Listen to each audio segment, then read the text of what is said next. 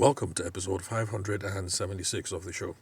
Today we're going to look at the question of whether we need high digital quotient to be good in sales and growing profits. Now, what does digital quotient mean? I know some of you might be wondering about that because back when some of us were kids, late 70s kids, early 80s kids, IQ was all the rage, intelligence quotient. So people wanted to know you take IQ tests, know how smart you are, and that was supposed to be an indicator that would predict how far you would go in society.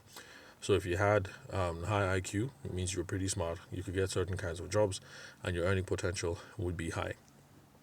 So that was back when we were kids. Then some of us turned teenage, secondary school, just before university, and then people started talking about EQ. That's emotional quotient. And I think that's the ability to self-regulate, understand your internal emotional environment and how you relate to other people. And that was now supposed to be something that you tack on to the IQ, which is the intelligence quotient.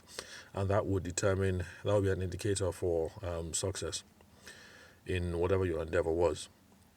So if you had high EQ, or if you were competent on the intellectual side, and then you had high EQ, emotional quotient, then that would mean that you're going to be fairly successful in your career, in business, or whatever, because not only are you intellectually capable and competent, but then you would also be able to manage relationships, build relationships.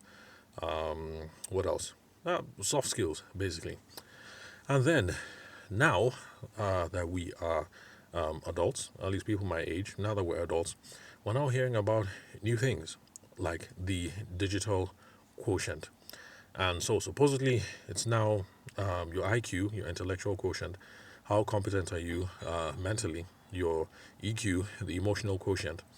Are you internally balanced and self-regulated, and do you know how to play well with others?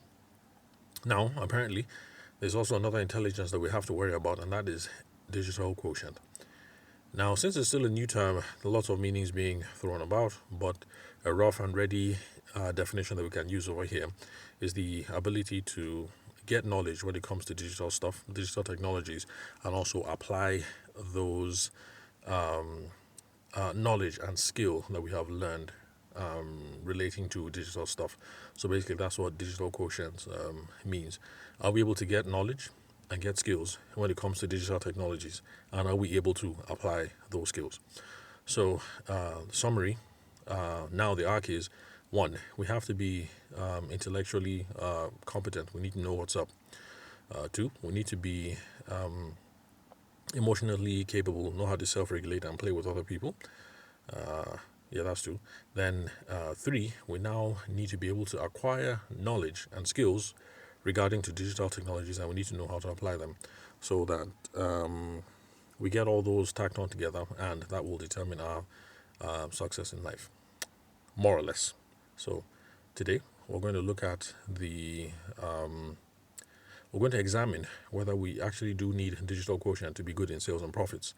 Since those of us listening to this podcast, we have accepted that even though we might be architects, wedding photographers, consultants, masseuses, traders, artists, whatever it is, we have come to accept that our chief role is the sales and the marketing function, because if we don't create a customer, then there's nothing over which to exercise our skills, exercise our love for the game, exercise our craft. There's nothing over which to build a business.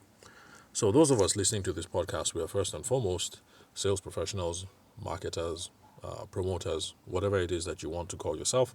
Pick a term that makes you feel good. So now we need to see whether digital quotient ties into all of this and how it relates. And we're not going to answer this question in one episode, because I don't want this to be another long 30-45 minute episode. We're going to split up into several parts. So today is just the introduction, just introducing you to the idea. Now that we've gone through what the meaning of digital quotient is, there's a question of where did it come from? I did some snooping around online and I wasn't able to find anything satisfactory. I saw some mention of it. One moment, the phone is ringing. I just have to cut this call. Okay, I've declined the call. All right, now to continue with the recording. So, there's some folks who say that the term was invented by Infosys, and but the first time I came across it actually was last year in a Harvard Business Review article. I think it was titled "The Five Skills That You Need to Be Successful in Sales" or something like that, and it was written in September 2022, 19th of September 2022. So you can check their website if you'd like to have a look at the article as well. So that's Harvard's Business Review, dated 19th September 2022. So those are the two organizations that I've seen that have used the term, and people say possibly created the term. So does digital quotient affect the way that we do sales? Our skills to apply new technologies, learn about new technologies and skills, does that affect the way that we do sales? And the answer is yes, because sales activities can be enhanced by using digital tools. Now, the traditional mindset in sales or marketing or promotions or whatever is to do things this way.